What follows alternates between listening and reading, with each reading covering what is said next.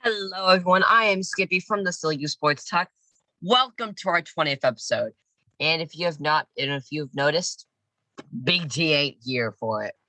So he had some network issues, something along those lines. So it's unfortunately just me today. But hopefully next week we can do our two-man podcast, which is what we normally have. So yeah, and pretty big week. Last week I was not here because I was up in Myrtle Beach. It was pretty fun. I do have a few stories to tell. But yeah, without further ado, let's get right into it. So, if you mini Myrtle Beach is like the mini golf capital of the world. So we played some mini golf, but I came into it with one goal to get a hole in one. This is a tragic tale. So we played three mini golf courses. First one, we played Captain House. I was feeling good that day. I think all of our scores were within like 5 points of each other. Like my dad's was like 48, my grandpa's was like 48, my sister was like 50 or something. Then I was like 52. Like we were all really close. But I got like this close to a hole in one about 4 times. Like it would just breeze right past. And I was pretty sad about that. But I had another chance at Mount Atlanticus. Huge course, and I failed it. It I have no words. I got very angry at the end because everybody, I'm not even exaggerating, got a hole in one. I think my little sister ended up with like 5 hole-in-ones that week. Ridiculous. My dad probably got like 6 or something. And I got 0. And I was very angry, but we decided to go to one more golf course, Cancun Lagoon. And this is where it all crumbled and fell. Like, I literally, one hole, I hit it, and it bounced over the hole. Like, it was going straight to the hole. It just goes. eh, eh, so aggravating.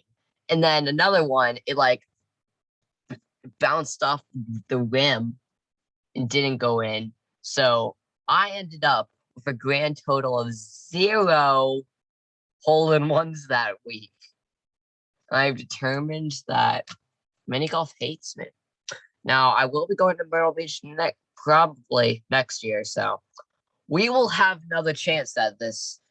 Hopefully, I am just very upset about that. But yeah, and apparently also according to our script here, Big T went to the state fair and got a crab cake sandwich. I don't know what crab tastes like, frankly, but that sounds good, I guess. All right, but with any further ado, let's get into NFL. So the Washington football team this week takes on Buffalo and gets thoroughly destroyed. 43-21. The vaunted defense is at the bottom of the league. So watch the football team not looking too good this season. That's looking too good. But it's not them that's not looking too good. It's also the Steelers here.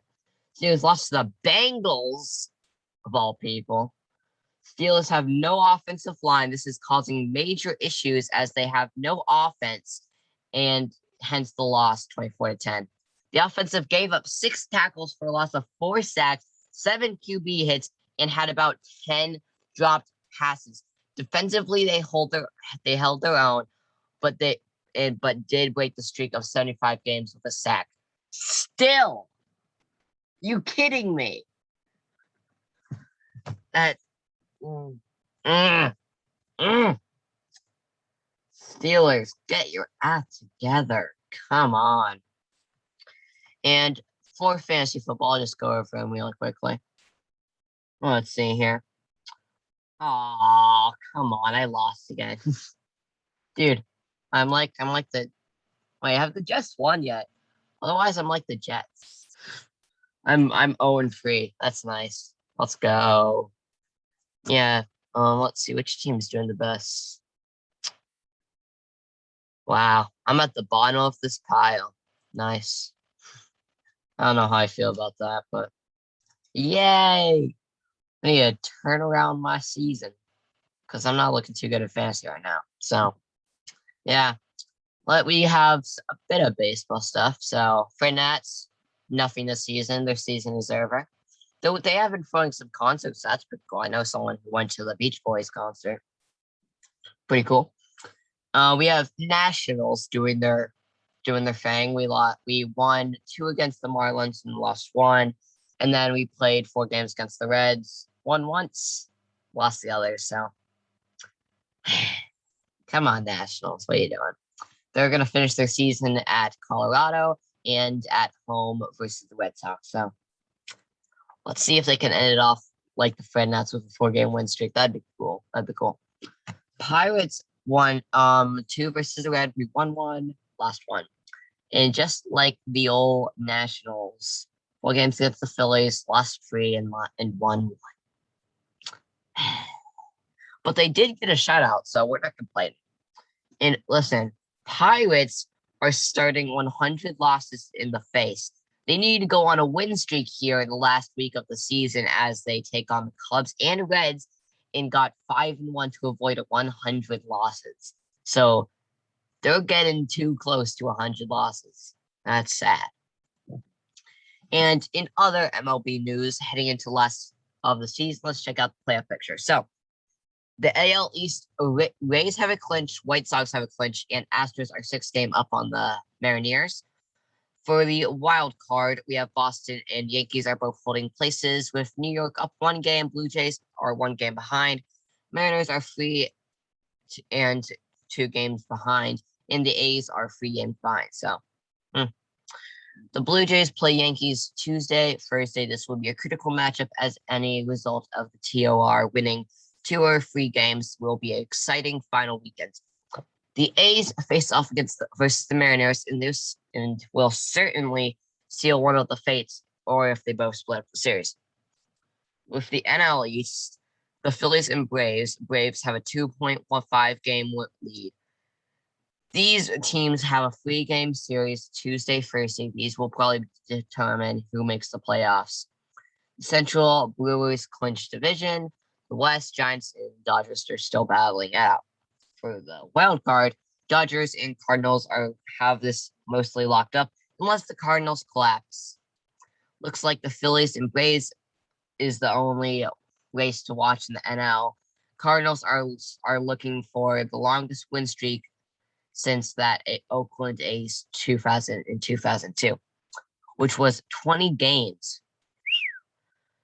The Cardinals have hit momentum at the perfect time, and if they can get through the Dodgers in the wild card, they will be a threat to the National League and maybe even the World Series. So, see what happens there.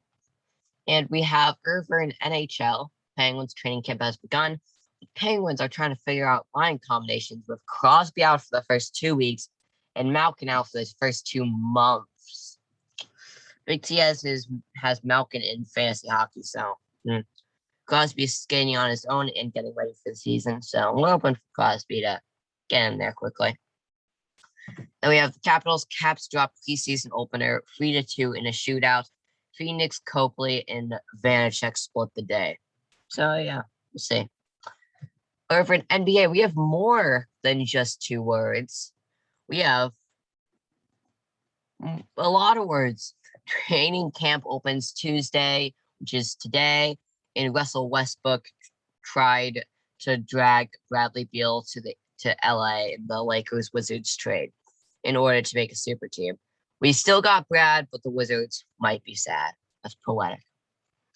And now, time for the greatest part of all, the dad jokes. Why did the picture go to jail? It was framed. How did the trees stay in shape? Kitted planks. Potato puns are a little tricky. You need to stew on them a little. You just can't rest it.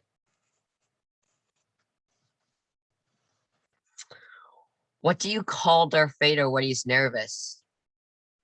Panicking Skywalker. Mm. I dreamed about drowning in an ocean of orange soda last night. It was just a fantasy. Pretty good dad jokes. See, I don't have too many here to rate them for me, but I'd say they were all pretty decent in my opinion. All right, now on to NCAA. Not a good week for the silly geese of the world. Virginia Tech beats Richmond 21-10. This was not a great showing for the 3-1 Hokies as they struggle against an inferior opponent. UVA falls to the Wake Forest 47-17. Come on, UVA. Penn State, the sixth, the Nittany Lions faced off against, oh gosh, I can't. Villanova.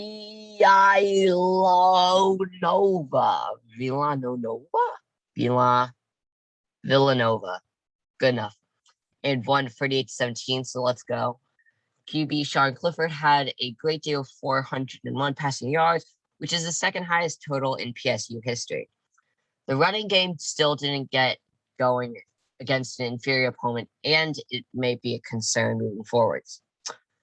Maryland, the Terps improved to a 4-0 with 37-16 window over Kent State. So yeah. Marshall falls to App State 31-30 after blowing another lead in the fourth. App State, I didn't even know that. I didn't even know that college existed. Well, you know. WV, the Mountaineers lose heartbreaker to the fourth Oklahoma. And Southern California Trojans collapse again to the Oregon State. So that's what's going on over there. And for segment 7, we have the Ryder Cup. So if you do not know what the Ryder Cup is a golf tournament against USA versus Europe. So yeah, so that's what's going on there. Give me a second. Nothing's happening. I'm always prepared.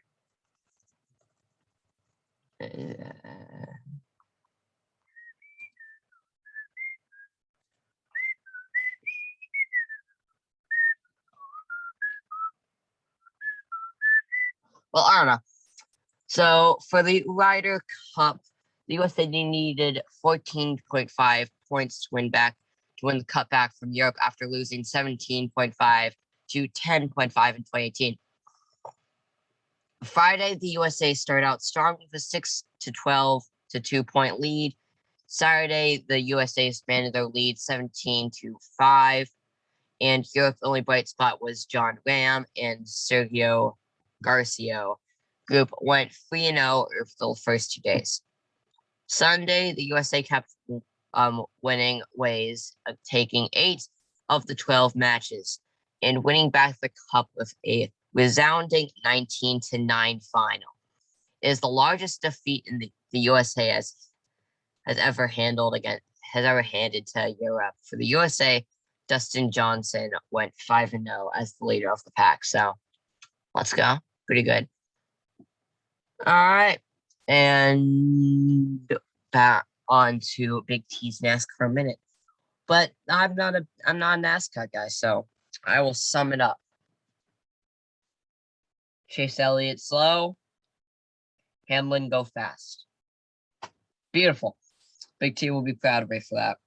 And now on to my segment. We have Potato of the Week. So we don't actually have a Potato of the Week. I could put the Steelers on there because it was pretty pathetic. Steelers, yeah, let's just slap Steelers elephants on there because that was pretty sad.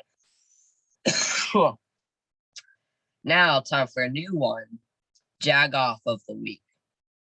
I was originally going to explain to Timmy what a jag-off was, but I'll explain all of you. So, my dad's from Pittsburgh, so naturally, we're Steelers people, we're Pirates people, all Penguins. That's why we have these in the podcast. Otherwise, it would probably just be Washington stuff. But jag-off is actually just Pittsburghese for a very bad person, or an idiot, or just a jerk with a capital J. So For Jack Off of the Week, we were up in Myrtle Beach. We were going to a show. It was called Legends. It's basically an impression show where there was like 5 people who went up and they dressed and did impressions of the celebrities, and they would sing their songs. Like there was Tina Turner, Elvis, Stevie Wonder, Barbara Streisand. I forgot the name of the other dude, but Bob Dylan, I believe it was. Yes, so that was what it was. And these people in front of us were like, they were like 35-year-old. They were like 15-year-olds in a 35-year-old body at a Justin Bieber concert. I feel like that's a pretty accurate description. They were going like, it's not even the real people. Like, it's not even real Elvis. And they were going like, oh, you're so handsome. Just a little jiggle. Then Elvis would just go, I'm not even kidding, that happened. And it was like, when Barbara was there, they said, we love you, Barbara. Like, I swear, like 5 times. And the first performer, I believe, was Tina Turner. And they were like the only people that were jumping up. They were moving and grooving. And the funny part was my grandma next, we had like 2 booths. So like round chairs, table in the middle. And since we had a big group, we had two of those. And my grandma, who was in the other one, who was sitting right behind me, was like, oh, these people are so annoying. And I was telling you, yeah, my dad can't see. And she literally, I'm not kidding, she went over to them and told them to stop dancing and sit down. And it was the funniest thing ever. They were like, yes, yeah, sorry. Oh, that was a suspicious. I don't even know if they were a couple or just brothers and sisters. If it was brother and sister, then that's a bit sus, because I believe it was Barbara Streisand, or I don't even know what her last name is. I hope I got it right. If I don't, sorry. She was like, whoever, I don't remember the context, but it was, who here is single? And all of them went,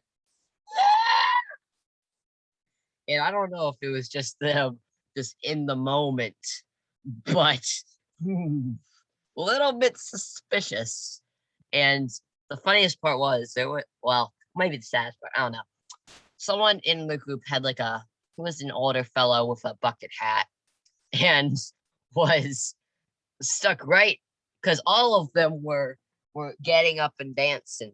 And poor guy was just sitting there like, what are you people doing? Like, he's like me in the group when all my sisters are starting to scream X's and O's. Don't question it.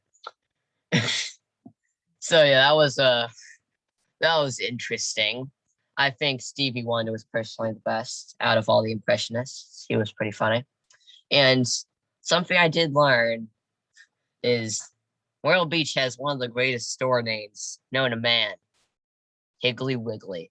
It's a food store, and I just like it for the name. Yep, and that's what we have there. Mom Potato, I'm just going to put myself on there because of how sad my mini golf performance was. It's not like I did bad or well. It's just I didn't. Whatever. So yeah, we have actual sports now. Sweep Potato of the Week. Juan Soto gets 12 consecutive on-base appearances, a franchise record. Sliggers numero uno. Max Scherzer, immaculate inning last week. Scherzer got 3 strikeouts on 9 pitches for the 3rd time in his career, trying Sandy Koufax for the most ever by a pitcher. In the same start, he also got his 3,000th strikeout of his career. So wow, that's really good. So like it was numero 2. I don't even know those. Numero dos. Justin Tucker from the Ravens sets an NFL record with a 66-yard field goal that bounced off the crossbar. So that was pretty incredible. Listen, I'm not a Ravens fan. I'm just not. I'm a Pittsburgh. I don't like the Ravens, but you gotta have respect where respect is due, because That's impressive. That's a new record. I believe the last one was set by the Lions. And we were going to do Big T's music notes, but I will leave that for him next week since he's not on. Hopefully, we'll have everyone on there. Hopefully, that's the goal. Sorry about this week, ladies and gentlemen. But that is all we have for you guys this week. If you guys enjoy, please like, subscribe, and hit the notification bell because it really helps us out. And hopefully, yeah. So thank you for watching, and we will see you guys next week. Keep on honking.